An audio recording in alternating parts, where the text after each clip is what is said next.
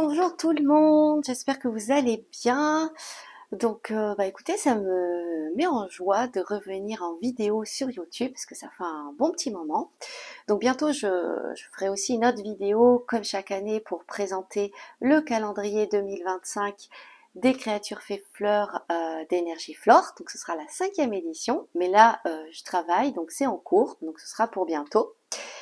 Mais aujourd'hui, en fait, c'est une vidéo spontanée parce que j'étais en train de me préparer dans ma salle de bain et je me suis dit, ben tiens, pourquoi pas faire une vidéo pour parler de l'art thérapie parce que je crois que j'en ai pas encore parlé sur YouTube, beaucoup sur les réseaux Facebook et Instagram, mais pas YouTube. Enfin, j'ai posté quelques vidéos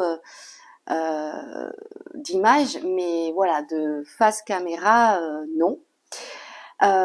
Parce que c'est vrai que voilà, depuis 2024, début de l'année, je suis devenue praticienne en art thérapie, en plus de mes fonctions de florithérapeute. Et voilà, et en fait, ça m'a inspirée à en parler aujourd'hui parce que on célèbre le sabbat celte Mabon, l'équinoxe d'automne aujourd'hui, enfin, durant quelques jours. Et voilà, c'est une période qui nous invite à ralentir, hein, à rentrer pas après pas en introspection, faire un petit peu le bilan de l'année écoulée, de notre chemin parcouru, de tout ce qu'on a mis en place. Enfin voilà, le bilan, de ralentir, de d'être aussi dans la gratitude par rapport à tout ce qu'on a mis en place et récolté.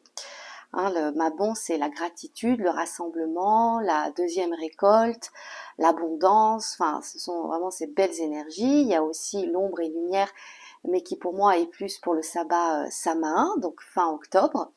Mais voilà, on est dans ces énergies-là et je trouve que ça peut être une période qui peut un peu remuer parce qu'on passe, la transition est un peu brutale, j'ai envie de dire, parce qu'on passe des effluves de l'été, des festivités, des sorties, de cette énergie de soleil, voilà, d'action, à une saison, une période qui est beaucoup plus douce, beaucoup plus calme, où ben voilà, même au niveau du climat, les températures rafraîchissent, le soleil se couche plus tôt, voilà, même vestimentairement, on remet des petits pulls, on dit bye bye au thon, donc c'est voilà, on change de saison, donc il y a une période d'adaptation pour vraiment vivre tout ça avec le plus de sérénité possible.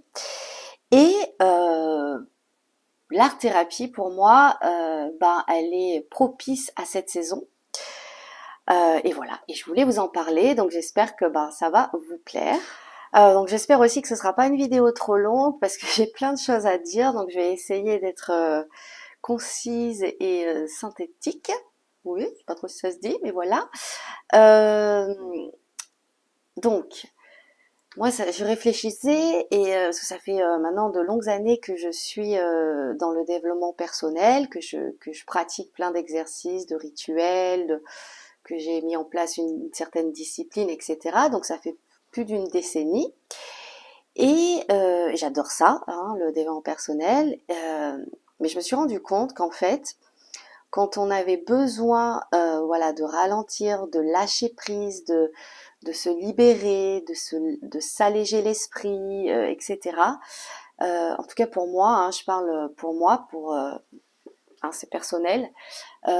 Parfois, le développement personnel, ça fait un peu l'effet inverse, c'est-à-dire que ça me procure en fait du surmenage mental parce que je vais emmagasiner tout plein d'informations auprès de tout plein de personnes, des choses hyper intéressantes, hein, et enrichissantes. Ça, voilà, ça c'est clair. Mais en fait, je vais emmagasiner trop de choses et au final, il y aura pas cet effet escompté de me sentir plus légère, plus libre, plus apaisée, etc. Et au contraire, d'avoir encore plus rajouté des couches à mon mental.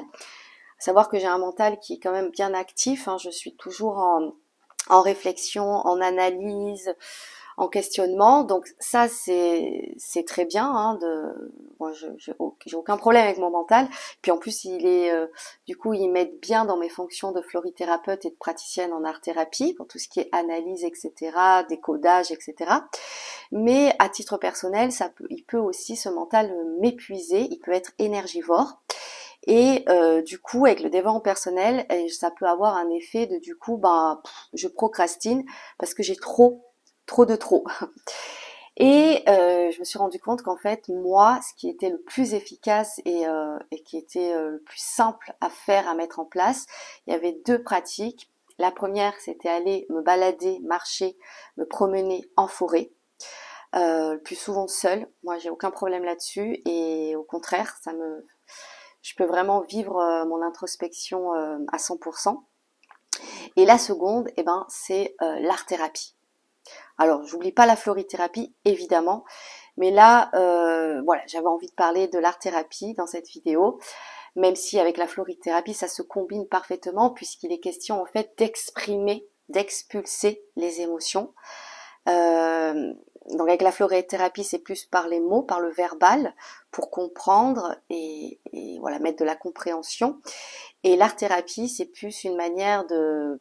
Voilà, il n'y a pas de parole, il y a éventuellement de l'écriture, mais c'est surtout d'expulser l'intérieur. Et en fait, c'est en ça que j'adore cette thérapie, cette pratique, cette méthode, parce que on va directement expulser ce qui est à l'intérieur de nous, sans réfléchir, enfin sans utiliser le mental, mais juste par le biais de la créativité, par le biais des cognitions, avec le subconscient. Et en fait, c'est une thérapie qui est très intérieure, qui est vraiment intime, euh, puisque vraiment on rentre en introspection profonde. Et alors ça peut être remuant, parce que en fait c'est comme si on soulevait le couvercle d'une casserole et que donc du coup tout sort ou tout bouillonne, enfin tout est à cœur ouvert, mais je pense que c'est le meilleur moyen pour justement aller à la cause et traiter ce qu'il faut. Euh, voilà, ces deux pratiques, florithérapie et art-thérapie, en fait, on va aller à la cause pour vraiment soigner la plaie, la blessure. Alors que des fois, avec le développement personnel, je trouve que c'est plus mettre un pansement sur la plaie. Donc sur le moment, effectivement, ça soulage, ça fait moins mal. Mais après, en fait, la plaie, elle est toujours là. Alors qu'avec l'art-thérapie, vraiment, et puis pas forcément sur du long terme, en quelques séances, bon, il faut quand même plusieurs séances, mais en quelques séances, vraiment, on peut vraiment traiter la blessure. Et donc c'est à la fois très simple parce qu'en fait on va juste gribouiller ou peindre ou faire deux trois petits trucs sans avoir besoin d'avoir de compétences artistiques hein, en plus et on fait pas des œuvres d'art, on n'est pas là pour créer de la beauté hein, mais plutôt pour voir ce qu'il y a à l'intérieur. D'ailleurs, attendez, est-ce que j'ai cette phrase? Voilà, j'aime beaucoup cette phrase qui est là derrière la caméra sur dans l'espace de créativité qui est, attendez, je vérifie le micro, oui c'est bon, qui est on ne cherche pas la beauté de l'objet, mais la parole qui se dépose dedans, d'Olivier Saint-Pierre, qui est un enseignant art-thérapeute. Et ben voilà, il a tout dit. Et il y a d'autres phrases aussi, qui est de Jacob, un psychiatre, parce que l'art-thérapie est beaucoup pratiquée par les médecins liés à la psychologie, donc psychiatre, psychologue, psychothérapeute, etc. Et cette jolie phrase qui dit que l'aspect non verbal de la psychothérapie artistique occupe une position importante et unique dans le domaine du travail de la santé mentale, car il donne aux clients, personnes, l'occasion d'écouter avec leurs yeux. Et voilà. Et moi, dans mes pratiques, je propose de l'art-thérapie artistique visuelle. Donc j'utilise principalement les médiums du dessin, du collage, du coloriage, de la sculpture, de la peinture, voilà. Mais il y a toutes sortes d'autres art-thérapies, il y a le théâtre, il y a la danse, il y a les musées, il y a plein d'autres choses. Et en fait, ces médiums, moi, me permettent vraiment de me libérer quasi instantanément de ce qui me préoccupe ou de ce qui est lourd à porter ou de ce que j'ai besoin, voilà, de me libérer ou de comprendre. Et c'est du temps pour moi, du temps de calme, donc ça me permet aussi de me recentrer, de me concentrer, de revenir dans le moment présent. Euh, et puis il y a au bout du, voilà, à la fin de l'exercice, il y a quand même quelque chose de concret qui en ressort. Voilà, que ce soit un dessin ou une sculpture ou du coloriage, un collage, etc. Et comme je disais, on n'est pas là pour faire des œuvres d'art, mais on peut aussi y mettre un peu d'esthétique, de la beauté dans ce qu'on fait. Enfin moi en tout cas j'aime bien parce que je suis aussi créatrice florale, donc je prétends pas être une artiste, mais plutôt créatrice florale. Et donc voilà, je fais des faits fleurs, donc il y a quand même cette beauté, enfin cette beauté. En tout cas pour moi, j'aime faire des œuvres qui soient jolies au regard. Avec les fleurs, de toute façon, voilà, c'est évident, mais des fois je mets des paillettes, enfin voilà, etc. Et ce côté concret qui reste pour moi est très important pour justement aligner et pas être trop dans l'invisible, spirituel, d'être voilà aligné entre ciel et terre si je puis dire. Et comme avec la florithérapie, il y a ce côté concret puisque les élixirs floraux ce sont des fleurs, hein, on utilise vraiment les extraits des plantes pour en faire des potions. Voilà, donc moi ça me correspond en fait parfaitement ces deux pratiques et je suis heureuse de pouvoir transmettre après avoir été formée et après pratiquer sur moi ces belles vertus et ces bienfaits et ces outils qui franchement ben, il y a des effets très concrets derrière. Donc voilà, j'espère que cette vidéo vous aura plu. Elle a un petit peu plus long que d'ordinaire. Mais voilà, j'avais besoin d'exprimer tout cela. Ce que je voudrais aussi dire, c'est que je ne... Comment euh, comment dire, je ne critique pas, c'est pas le mot, mais toutes les autres pratiques des autres thérapeutes, loin de là.